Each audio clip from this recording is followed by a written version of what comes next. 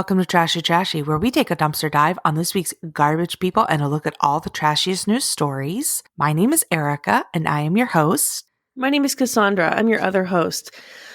Whew. Man. What a day. It's early. Yes. Yes, it is. I am still digesting. I ordered an appetizer yesterday that came out on the biggest sheet pan I have ever seen. And it was a sheet pan full of nachos. Oh, man. And I ate it for lunch and didn't need dinner, it seemed. Wow. I mean, well, where was this place? It's called Ted's, and it's an Oklahoma chain. Okay. And it's an appetizer? It's an appetizer and was the biggest plate of food I've ever seen. See, nachos are awesome, but if you don't get them to it fast enough, then they get gross. I know. You know how those restaurants have those food challenges where it's if you can eat this whole plate in an hour, it's free. Mm-hmm. It was bigger than those type of plates. My God. You're like, I'm just interested in light. I'll just do an appetizer just for me. Yeah, I was like, oh, I'll just do an appetizer as my entree because I'm petite, you know. Mm-hmm, mm-hmm. I Although, always is that a petite move? I used to say, no thanks, I'm petite if I wasn't eating. And my friend would always be like, that means short, not skinny, Erica. Just to clarify, I don't know if she's wrong, because one time I bought a dress and the store I was at had the straight sizes, and then they had plus sizes, and they had petite sizes, and then they had petite plus. And I was like, oh, interesting. And I ended up getting a dress that was technically petite, but it's because I liked where it fell on me better than the normal one did, because I was didn't want a floor length, farm dress. Yeah. But I did want one that was slightly under the knee. So I think actually that's true. Yeah, checks out. Props to Amy. Thanks, Amy. You're really out there for petite girls. Keeping Erica honest on her phrasing. That's perfect. Is she a lawyer? No, she's an engineer. Ooh, hell yeah, Amy. Yeah, I got smart friends. Some of them. Yeah, some of them, not me. Present company included. We're friends. Oh, are we? Oh, we're friends, though, right? Oh, yes, we are. Yes. Okay, cool. Hey, why are you trash this week? Well, I've been in Oklahoma for a couple weeks now, within driving distance of a Sonic and of the Tiger Paw, the famed Tiger Paw, the convenience store I used to work at in high school. And Cassandra, I want you to guess how many jalapeno corn dogs I've had this week. Well, it's Sunday, 7 days in a week. 1, 2, 3, 4, 5, 6, 7. Yes, 7 days in a week. And did you close walking distance? 4. Yes, I've had 4 jalapeno corn dogs. My veins are coursing. They are full of nitrates right now. I am invincible. Wow. I'm going to have a early heart attack because of how many corn dogs I've consumed. Because it's the only thing to get in this town. To get a salad, you have to drive 15 miles. And nobody has time for that. You have grocery stores? 15 miles away. Wait, so you're in a town that you have to drive 15 miles to get a grocery store, but if you want something close, you can get Sonic or the Tiger Paw, and their, their namesake chef's specialty is the jalapeno corn dog? Yes, that is where I'm at right now. Yeah, I don't see any other options for you. Yeah, I mean, what am I to do besides have a jalapeno corn dog and get heartburn and then say never again, and then 2 days later, damn, I'm hungry. What should I do for lunch? Jalapeno corn dog. I mean, honestly, just even hearing the words jalapeno corn dog, I feel like I need an antacid. Yeah. Why are you trash this week? Well, me and my partner are moving in together. Yeah, I'm moving into his place specifically. And I feel like I have gone through my stuff in the past few years so many times because I'm like, you got too much stuff. You need to be a minimalist, throw things away. And so then I'll throw things away, whatever. I am still finding myself like struggling to not just say to my partner, can you just throw away everything you have because I need all the space? Uh-huh. Like I need every closet. I need every like drawer or storage space in the bathroom. I need all the storage shelves. We have a storage unit like in the garage. If you'd like to, put your t-shirts and, things you need every day in there, that might work. But I need every inch of space. I would say the number one fight my partner and I have in a major way is over space, because I have too much stuff and he has made so many compromises. Yeah. It's it's tough because it's like, he's from San Diego, so he wears the flip-flops. And so he wears the flip-flops in the family. And and so like I've seen him wear flip-flops, tennis shoes, and then a nicer pair of shoes when we, go out on a date or something. But then he also has like hiking boots and like all these other shoes. And I was like, honey, I've only seen you wear 3 pairs of shoes ever. So can you do something about these other ones? As if I don't own like so many fucking shoes.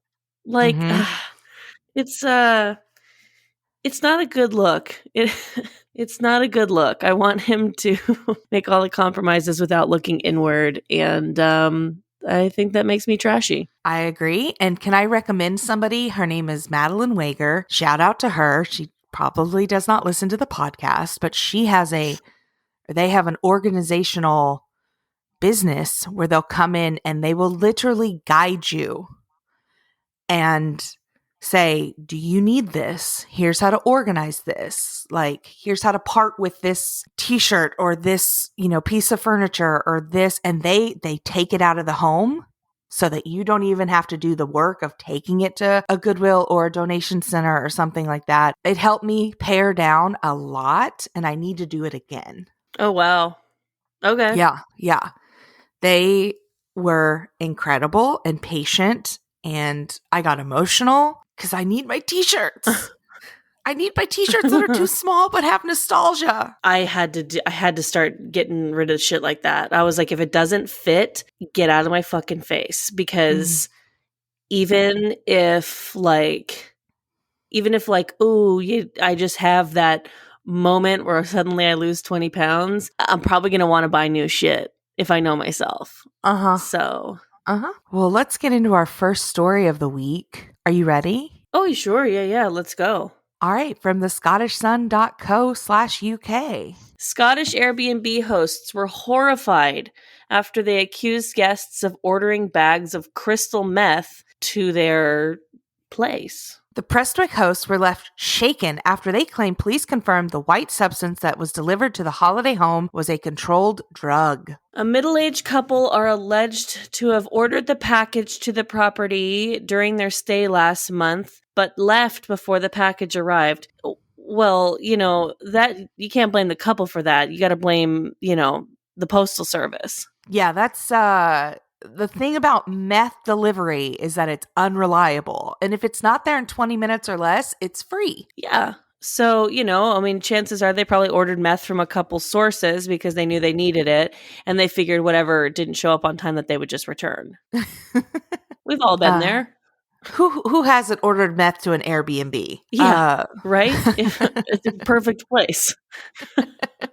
I don't have to clean these surfaces afterwards. I already pay a cleaning fee for that. And if a meth dealer comes looking for me, I don't fucking live here.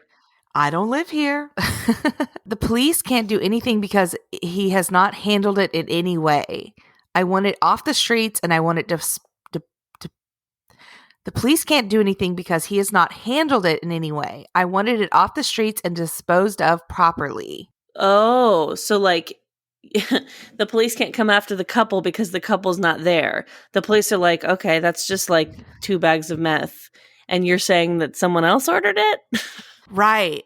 I guess the chain of command, the chain of property was broken essentially. Sure. If you finders keepers, as they say, losers weepers. So the hosts went to clean the property. They were shocked to find white powder and stains across the sofa, as well as a pungent smell in the living room that lurked for weeks afterwards. Does meth have a smell, or is that like just kind of your classic meth head smell? I think meth has a smell because of all the chemicals that are made, that are in it. Right. I wouldn't know. I've never done meth. Yeah. Is meth head a bad word? I've stopped saying, the crackhead, so I think meth head is probably in that vein, and we should probably stop saying it too. I apologize. Yeah, no. Yeah. As it came out, I was like, something about that feels dated. All right, it's just your classic meth user smell. Yeah. Better? Better. We won't get letters from the meth council now. Yeah, I know. Last time Big Meth came after us, it was not good. Walter White showed up at my door, and it was ugly. He said, one who knocks. He is the one who knocks. Yes. And if you haven't seen Breaking Bad, that's on you. Absolutely, it's on you. Come on. Just fucking do it. Go on Netflix and just watch it. Like, it's everyone knows that joke except you, because you didn't watch Breaking Bad, okay? You know what I'm doing later today, Cassandra? What? I'm going to a baby shower. Oh, that's fun. Is she actually pregnant? Yes, I've seen the belly. I've confirmed the belly. Okay, good. According to this next story, apparently we need to get confirmation before going to these baby showers now. From kidspot.com/au, I went to my coworker's girl's baby shower to discover she's not pregnant. Tina was touched when her coworker Rhonda invited her to her daughter's baby shower over the weekend. She bought a gift from the registry, showed up on time, but what she was not prepared for was that it was not a regular baby shower. I'm not pregnant yet, but it's always good to be prepared. This doesn't seem fair, does it? I understand the desire to be pregnant and the desperation that can cause within families and people. But to throw a baby shower when you're not pregnant because your friends have been pregnant and you are just kind of jealous feels demented to me. It does, doesn't it? So that's basically what happened here, is that this woman, Rhonda, threw a baby shower for her daughter because her daughter has been sad that all of her friends are getting pregnant. And they thought that this would make her look, I am sad sometimes because my friends are getting pregnant and I want to get pregnant, but if someone threw me a baby shower for that purpose, they would make me more sad. Yeah. So Tina took the gift back. And so she's asking Reddit, is where she's told this story. She's asking Reddit, am I the asshole for taking my gift back? I mean, Rhonda, the coworker, is threatening to go to HR if she doesn't give the baby shower back. They have had threats from the daughter's Facebook account, and when Rhonda sees her at work, she calls her cheap Tina. That's pretty good. That's hey, sometimes simple is the best way to go when you're trying to give someone a nickname. Oh, here's cheap Tina. Yeah, instead of like that bitch Tina, it's just cheap Tina because it describes the action. Yeah. And she's having a birthday. Rhonda's having a birthday next week, and she made it a point to tell everyone that she wasn't invited because that she might steal gifts. She didn't steal gifts, to clarify. She took her gift back because the girl was not pregnant. I mean, you swear, like, as if this girl does get pregnant someday, she's not going to have another baby shower? Oh, she'll have another baby shower, and she'll have a sprinkle if she has a second child. Is that what that's called when you have a second? Mm-hmm. A It's like a sprinkle? lighter version of a shower is called a sprinkle because it's not quite a shower. It's just a sprinkle. And what happens when your third child? A spit? Oh, good God help you. Your hair starts falling out. I don't know. Okay. Babies eat you from the inside. Like your hair falls out, your teeth get weaker. Like making a baby's hard Is on that the true? body. Yeah, because I they didn't know steal all your that. calcium. So drink milk. Yeah, you got to. That's all I learned from the 90s. Is drink milk and you won't have those calcium problems. There you go. There you go. How about a milk and a Slim Fast? Have I told the story of how I had a Got Milked themed bedroom when I was growing up? Yes, you have. Okay. Yeah, you did. I'm glad you brought it up because I forgot. But I had a it's cow so accent weird. wall, and I had pictures of Got Milk ads just splattered across the walls. Not like framed and nice, literally torn out of magazines and then taped to my door. Oh, That's so fucking funny. I mean, like, yeah, that's so funny. Because those ads were just like, like I'm envisioning like a young Hillary Duff, like low rise jeans, kind of like hands in the belt loops, with that like classic like lean to the side kind of vibe with just the white paint above her lip. yeah. The Olsen twins, who haven't drank milk in 25 years, doing Got Milk ads. Oh my goodness. It's fucking hilarious. You know what you need to do in order to have a baby? Yeah, yes. It causes, what do you gotta for the do? most part, it's sex. Oh, yeah. There are you're exceptions right. to It the is. rule. Yeah. No, you're right. You're right. Sorry. I'm evangelical, so I don't agree with that. Oh yeah, I forgot. I'm so sorry. How dare we record this on a Sunday during church? Trust me. Okay. Here's some preface. Before we started recording the podcast, I texted my partner and I offered him $600 if he got us breakfast burritos. He finally woke up and saw it and he says, "I'm not hungry this minute." Does he not understand how much money $600 is? That's $600. If you worked minimum wage, that would be that's over 100 hours. Yeah. And he says, "I'm not hungry." Here's the thing. He knows I don't have $600 to give him.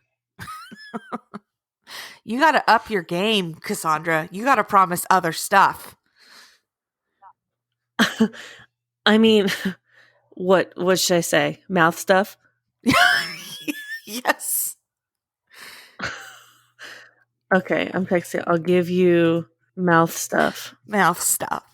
For breakfast burrito. I mean, he doesn't realize that mouth stuff is just me talking to him. Anyways, my segue was ruined by my own fucking desire to have a breakfast burrito. But according to NewYorkPost.com, athletes to sleep on anti-sex cardboard beds at Olympic Games. The world's best sports competitors are set to spend their nights on cardboard beds, which, according to one athlete, were allegedly designed to collapse under the weight of fornicators to discourage sex. Olympic officials have set up 18,000 of the cardboard beds in the notoriously sex-crazed athletes' village. Beds to be installed in Tokyo Olympic Village will be made out of cardboard. This is aimed to avoid intimacy among athletes. I mean, it sounds uncomfortable. And here's the thing about the world's best athletes. I think they can, they jump hurdles. They swim faster than dolphins. I think they're going to figure out a way to have sex. Yeah, they don't need to be horizontal. to have sex. Not Have these people. Have you I seen mean, the things gymnasts can do? yeah, like that's like watching hummingbirds have sex. They do it midair. They'll do it there.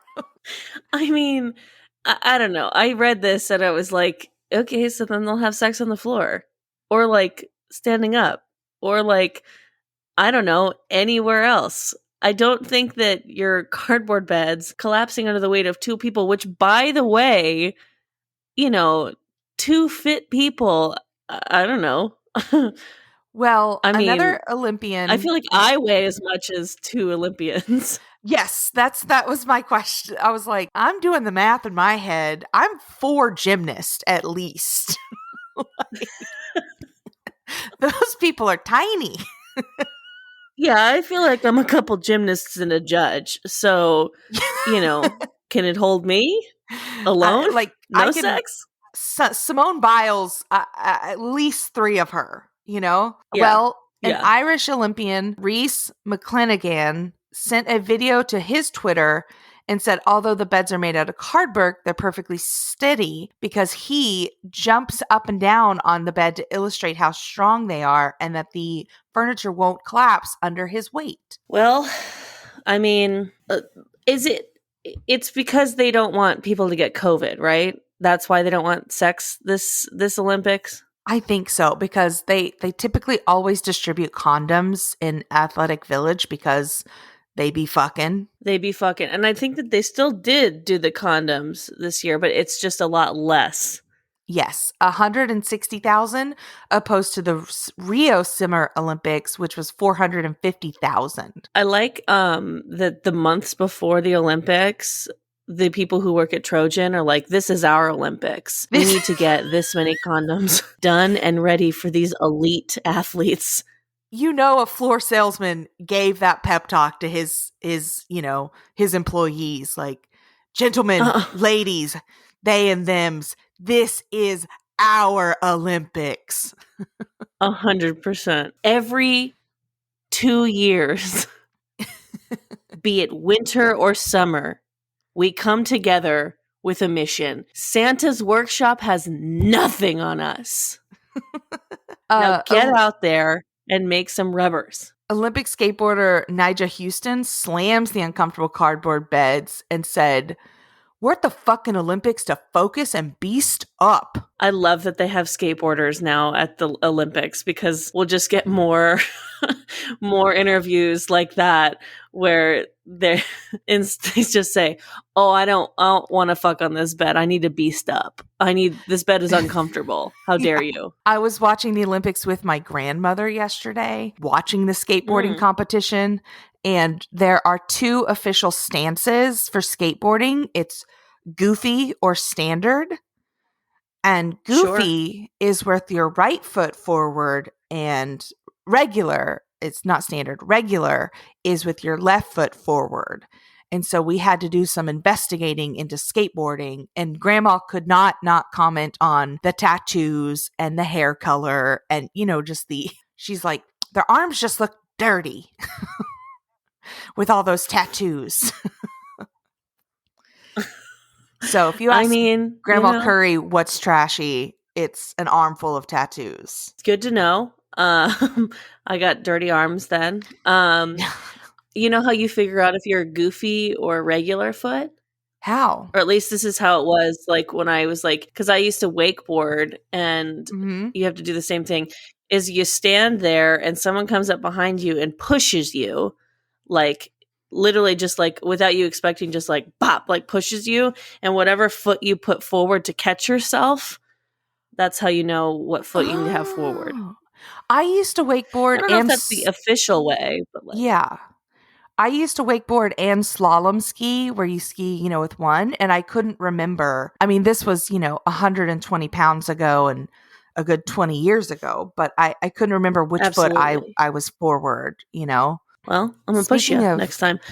Yeah, push me next time and I'll see. Speaking of forward, I consider myself somewhat of a fashion forward person. I would agree with that. And I have been guilty of ordering many a thing from fast fashion websites.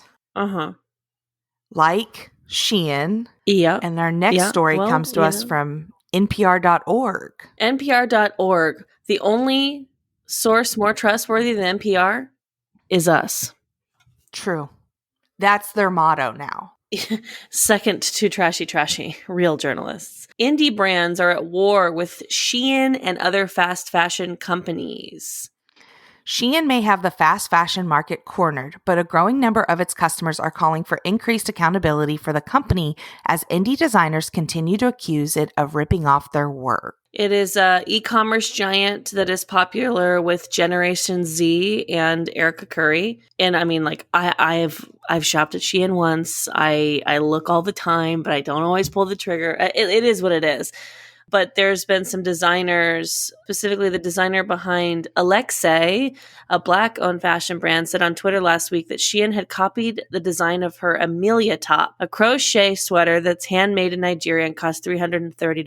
Shein's offering, mass-produced, nearly identical color, was sold for $17 until it was removed from the website. Spent hours designing and brainstorming this design, and it takes the crochet each sweater. Quite disheartening to see my hard work reduced to a machine-made copy, the designer wrote on Twitter. Here's the thing. I gotta be honest with you, Erica. Like, I don't know exactly where I stand on this. Okay. How so? Where do you stand?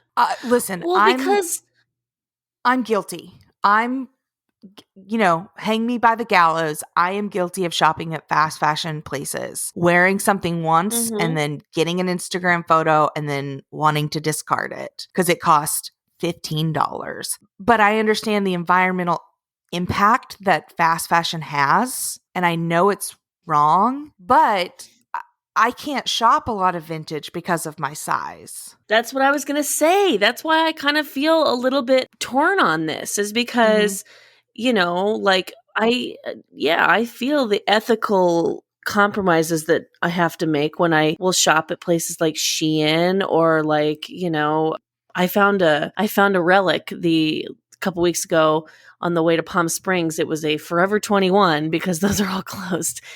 And we went in there, my roommate and I, and we had a little bit of shopping, and it's a bummer because you know that you're buying something that might fall apart after a couple wears. But I can't shop vintage. It doesn't work. And you go to Target, which I suppose Target has fast fashion also, but I don't want to dress like fucking someone's aunt at the soccer field. I want to dress cool, and places don't make all this. These fast fashion places are a little bit forward on making inclusive fashion for all sizes, whether you are tall, petite, plus size, straight size, whatever your size is. These places have it. So what can you do? Yeah, it does come off a little ableist when people are harping on the fact that we should be shopping, local or vintage or used, but who makes inclusive sizes is typically fast fashion. Yeah, and it honestly, I would love to shop designer. I know that there are bigger designer brands like 11 Honor. I think she either did a collection, Lena Dunham either did a collection there or she owns it. I don't know what it is. Clothes look great. Really, really great stuff. But I can't fucking afford it. It's tough. It's really tough because the environmental impact plus these, artists, I don't support, that these artists and these designers are having their looks ripped off, but people came for Zara for the same reason and stuff. And I don't know if this is going to go away. So it's just really hard to hashtag boycott Shein when you know that Shein is making clothes that actually look good for plus size people. Right. The boycott Shein hashtag has already reached 3 million views on TikTok. And Shein is not without their controversy as well. They sold swastika necklaces and they were taken down. Yeah. They sold, it's the reverse swastika, like the original symbol, but it doesn't matter which direction you turn it. The symbol has overridden whatever it used to stand for in, Indian or Native American cultures. And sorry, it no longer means that, Yeah. I mean, they're not without their faults for sure. And they rarely comment, because they'll just pull it from the website and then it'll get washed in the news cycle. It's also like, I mean, this isn't great, but the environmental impact is one thing, but also there's just to buy designer and stuff is just not affordable for like majority of people. It's just not accessible. Yeah. It's a tough call, you guys. It's a tough call. Yeah. So you vote with your dollars. So, support who you choose to support. Wow. You know what should be accessible to everyone? What? Air travel. Okay. But according to our next story from parents.com, I'm trying to get you to land it because I don't get the segue. I don't get it. Yeah, it was a bad segue. That's okay. Southwest Airlines apologizes to mom after gate agent mocked daughter's name and said, "Not everybody is nice." Tracy Redford told ABC7 that her and her daughter, ABCDE. Absidy. Which I know is not how... Absidy. Yes, Absidy. But it's spelled ABCDE. Mm-hmm. Were boarding a plane at John Wayne Airport when the gate agent noticed Absidy's distinctive name. Look, this is shitty because you know what? We can't even make fun of her name because the whole story is about how you shouldn't make fun of the name. But as a parent, it's ABCDE. Yeah, as a parent, like it's your job to protect your child. Like that's your first objective. And would you call naming ABCDE a failure? I think it's harmful to the child.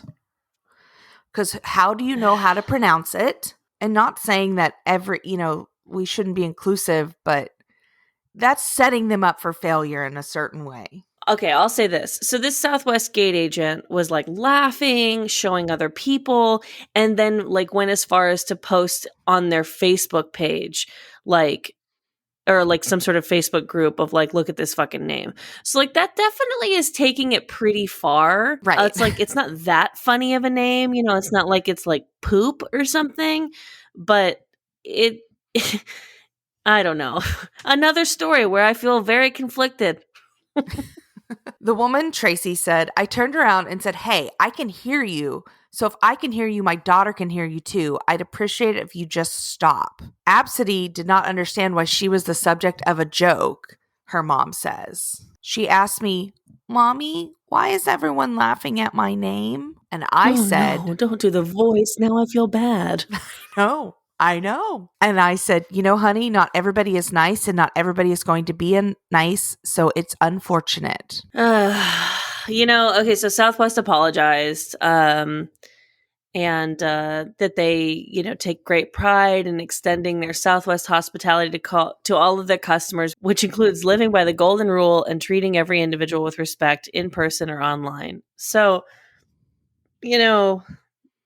I hope she got some free plane tickets out of it. Oh, yeah. I would want some flight credits. I'd want some crackers. Do you follow the Instagram account Girl Gangs 3773? Or have you heard of this Instagram? What? No.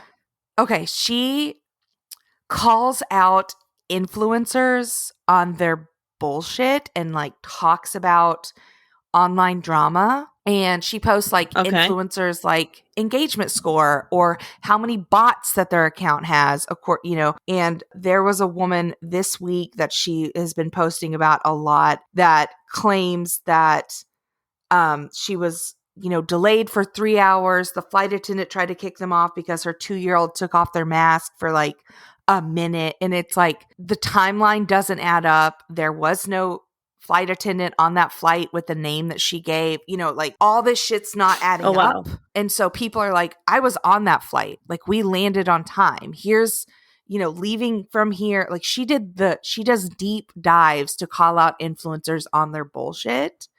And she is fantastic. I will have to follow her. Yeah. Her bio is described as a professional tea sipper. And that she is. That she is. Let's get into some historical trash from lmagazine.com. Barbara Walters tried to play Dolly Parton, but she really played herself. You don't have to look like this. You're very beautiful. You don't have to wear the blonde wigs. You don't have to wear the extreme clothes, right? Asks Barbara Walters to living legend Dolly Parton in the classic insult compliment question format in a resurfaced 1977 interview. Parton, wearing a giant blonde wig with a turquoise flower to match her bright turquoise jumpsuit, did not take the bait. It's certainly a choice, says Dolly. I don't like to be like anybody else. And then some words to write down, tattoo on yourself, and then post it to Instagram. I would never stoop so low to be fashionable. That's the easiest thing in the world to do. So Walters kept patronizing her. Do you feel like you're a joke? That people make fun of you? Oh, I know they like to make fun of me, but all these years the people have thought the joke was on me, but it's actually on them, Parton says. I'm sure of myself as a person. I'm sure of my talent. I'm sure of my love for life and that sort of thing. I am very content. I'm the kind of person that I am, so I can afford to piddle around and diddle around with makeup and clothes and stuff because I'm secure with myself.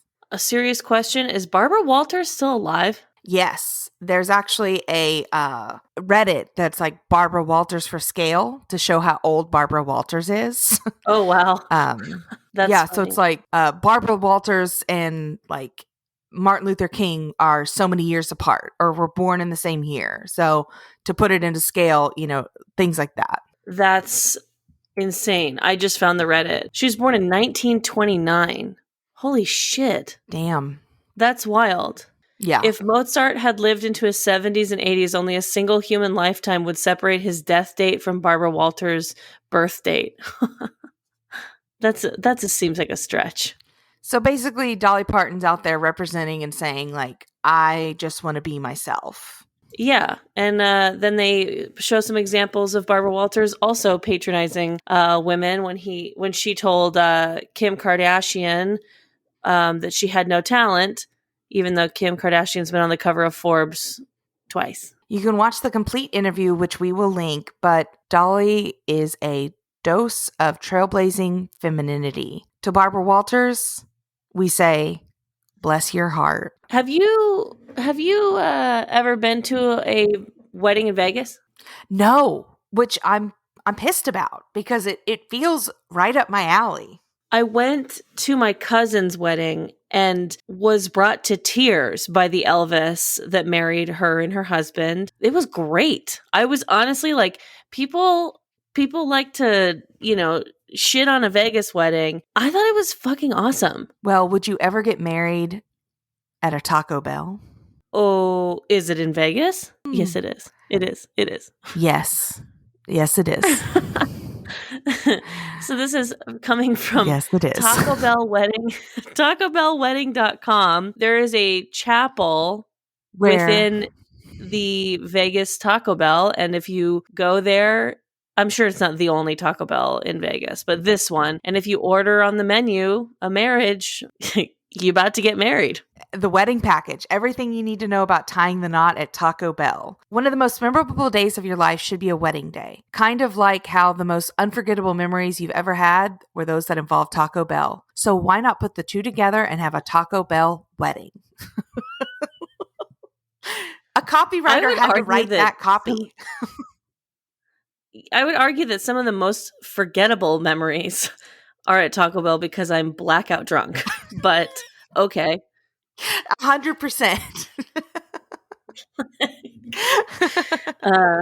And it shows, we'll post the link in our show notes. I mean, you get just married shirts, you get champagne flutes, you get a Cinnabon Delight cake, and then the Taco Bell party pack. So, catering, done. You get a one-of-a-kind bouquet that you can, it's available to borrow. They don't let you go home with the bouquet, but it's made out of Taco Bell sauce packets. So, there's that. And it's intimate because there's only room for 15 of your closest family and friends. I think that's what's great about a Vegas wedding is it's small. Yes. It's an intimate affair for sure. This is perhaps the ultimate way to clown your parents. Oh yeah. Oh yeah. Yeah, thanks mom and dad for supporting me, or dad and dad, or mom and mom. Thank you for supporting me, putting me through life, birthing me or adopting me and putting me into this world, feeding me and clothing me. I'm going to get married at Taco Bell. Bye. You bitched about me not being married? Well, boom. I'm getting married at the Taco Bell in Vegas. There is a dress code, though. However, it's regular restaurant rules. So no shirt, no shoes, no marriage. It's on the website. It's on the website. Go to www.tacobellwedding.com for more information. This is not an ad. Although we would do it. We would do that ad for anyone who Yes, works for Taco Bell Wedding. We will absolutely do that ad. Do you like to fly to Vegas or drive to Vegas? What am I, a Rockefeller? I drive. Oh, I like to fly. I have an upcoming Vegas trip planned, and I am taking a bus in, but I'm taking Jet Suite X, the private jet airliner, out. That sounds smart because it's not the drive there that's the problem. It's the drive home for fucking sure. Uh-huh. We've been flying American a lot lately because my partner has a lot of points on there. So maybe next time I go to Vegas, we'll fly American. Ooh. Well, our next story involves an airline flight. From the SACB.com, woman kicked off American flight for cursing at attendant. Quote, "We don't tolerate that crap." An unnamed American Airlines agent at the Dallas-Fort Worth airport is being applauded on social media for his calm demeanor during a face-to-face with a woman who apparently cursed at a flight attendant during a mask dispute. The incident was caught on video and posted to Twitter and shows the agent speaking to the woman. "Second of all, you called my employee a bitch, and completely uncalled for and inappropriate," the agent says. "We don't tolerate that crap with us at all." He told the woman that she was no longer welcome to fly American. You can find another carrier to fly, he said. "I'd suggest Spirit." Slam. Damn. Mic drops. You know, I like when people can stand up to bullshit like this. Mm-hmm. The FAA, the Federal Aviation Administration, has a zero tolerance for unruly and dangerous behavior from passengers and states that no person may assault, threaten, intimidate, interfere with crew members in the performance of a crew member's duty aboard an aircraft being operated. Yeah, don't fuck around on planes. Yeah, it's the last place to fuck around. You know what the first place is to fuck around? Nashville? Yup. According to whiskeyriff.com, drunk guy accidentally takes $1,200 Uber from Kid Rock's bar in Nashville all the way back home to Alabama. Nashville, baby. It'll get ya. According to the Today I Fucked Up subreddit, a man was partying out in Nashville and got into an Uber and hit home. Well, his home was in Alabama, not the Airbnb that he was staying at for a bachelor party. I mean, you're blackout drunk. What are the odds that you had the foresight to put your Airbnb as your home? That's what he thought he had done. And dude, wow. I wonder if his buddies sent him home or if he volunteered to go home. I don't know, because he's blacked out, so he's not a reliable source. They got kicked out of Kid Rock's bar, for fuck's sake. I mean, you know, we've talked about that bar a couple times on this podcast, which means it's not a classy establishment. That's true. He shared the receipt for his $1,253 Uber ride home. I feel like if you get that wasted, it might just be nice to be home. Yeah. Yeah. It seems I want my four walls, not an Airbnb. Yeah, it seems like a very expensive but happy accident. You want your four walls, not an Airbnb's 4 and 4 walls. Please, please. Hey, Cass, are you ready? Yeah, I'm fucking ready. It's time for the dumpster fire of the week.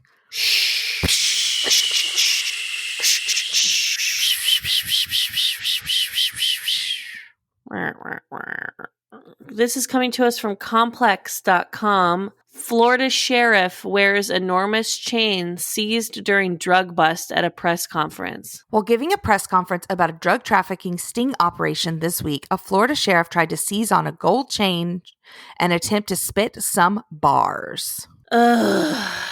Detectives in Polk County, Florida, arrested 29 people in the 16-month undercover investigation this week as the sheriff's office narcotics detectives and high-intensity drug trafficking area task force made the 29 arrests and issued 3 other warrants regarding trafficking, sale, and possession of illegal drugs. This is a pretty big drug bust. Yeah. Sheriff Grady Judd tried on a large gold chain during a press conference this week where he mentioned that some of those arrested were rappers who, quote, marketed themselves because they look cool in the community. He then began to rap with the chain around his neck. During the bust, investigators seized $88,000 in cash, $89,000 worth of jewelry, and $283,000 worth of narcotics. Can y'all make a rap about this? Judd say. We got you gold. We put your tail in the county jail. You can call it the Bell Gang Blues rap song. I mean, this is so. Here's this brings up like. Well, what were you gonna say? I was gonna say we'll link the video in the show notes so that you can get a clip of it yourself. Like, to me, this is the equivalent of like that Game of Thrones, you beheaded someone and you're holding it up in front of the whole city. It's like, have some couth, you know? Like, I'm grateful that drugs are off the street. Don't get me wrong. But the sheriff was trying to be, be cool, make a rap song about this, y'all. And it is hard to stomach. Also, like, if you're trying... I had to backtrack because I said meth head. You know, I have some fucking respect for like other people. Like, don't just like wear their jewelry on a press conference like some sort of fucking trophy. I don't know. It just seems like so gross to me. You know? Yeah, it just classless, and it doesn't make you look cooler. Yeah, it's kind of like you're not doing a good job if I'm taking the side of the massive drug sting dealers, you know? Like, but I just feel like whatever message you're trying to send it's not going to be heard the way you want to send it. Like, I feel like this guy's going to end up having to apologize for this. Yeah. In all, 32 people were arrested and 3 people are still at large. And the 32 people have been hit with 301 felonies, 134 misdemeanors, and have 645 previous charges against them. Wow. You know, it's kind of like, I don't know. It still irks me. I still don't like it. I feel ya. Are you hoarding anything, Erica? I am. I'm hoarding the show on Netflix called Working Moms. It's by Catherine Reitman, and she plays the dead tooth girl from It's Always Sunny in Philadelphia. And she wrote and produced or writes and, is the showrunner for this show called Working Moms. And it is about the joys of parenthood and trying to be a professional while doing it. And it's really fucking funny. I love that. That's nice. Are you hoarding anything this week? Yeah. So we talked about Taco Bell wedding, and I'm hoarding Taco Bell's potatoes. I had them for the first time.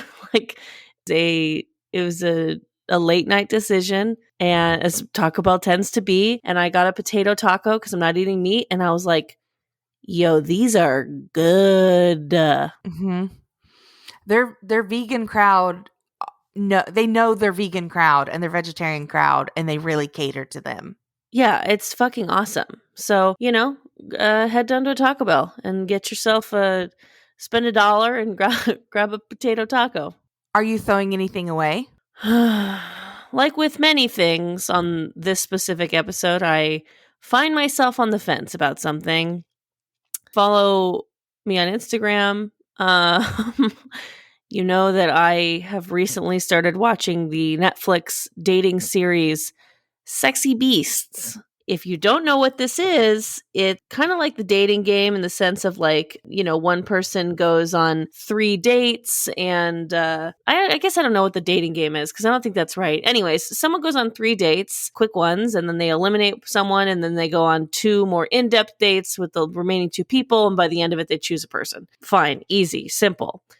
But the catch is that everyone on these dates is under like very, very intense, horrifying prosthetic makeup. Like it looks fucking crazy. The first girl in the first episode is dressed or like has the prosthetic makeup of like the devil, but like with a lobster claw chin, and then like she goes on a date with like someone who is like made up like to be like a statue with like moss coming out of his face, and like someone who is like made to look like a baboon, and then someone who's made to look like a mouse with really long hair. It's the whole point is so that you don't judge someone by their looks and you judge them by their personality, but like there's gotta be other ways to do this. It's wild. I mean, it's extraordinarily like trashy. Like it was made for us. And so on the one hand, this is where the conflict comes from. On one hand, I'm like, oh my God, this is perfect. This is absolutely what I want to watch, what I want to talk about, like what I want to marvel at. And so I encourage it, and I'm like, great, thank you, Netflix, for making the wildest fucking thing I've ever seen. But on the other hand, as a society, do we need this? Or are we going too far? Right. Like, yeah, I don't know. It's hideous. I've gotten Instagram messages from people being like, oh my God, I'm going to start watching it. Oh my God, what is this? Someone like said like, I don't know why, but I feel itchy watching it's fucking crazy. So, I mean, watch at your own, proceed with caution because it's fucking weird, but it is addicting, and it's crazy because everyone that they choose for the show is like really attractive under all that makeup, which I think is supposed to be the point. But I don't know. I don't know. I'm. It's the feeling of like, oh, that's enough internet for today. That's kind of what that show makes me feel like. Mm-hmm. What are you throwing out? Itchy is the right way to describe it. Yeah, itchy for sure. Yeah, itchy for sure. What are you throwing out? I'm throwing out the obligation that we are supposed to take care of toxic people regardless of who they are. If they're toxic and it's not healthy, you don't have to like show up and you don't have to take care of that person. It doesn't matter how they're related to you. I just truly feel like you can put up a boundary and you don't have to take care of toxic people. Wow. It's heavy. I like it. I agree with it and I like it. I learned a term from my therapist called gray walling. It's a way to deal with narcissists where you don't come at them with anger and explain to them why you're not talking to them anymore or anything.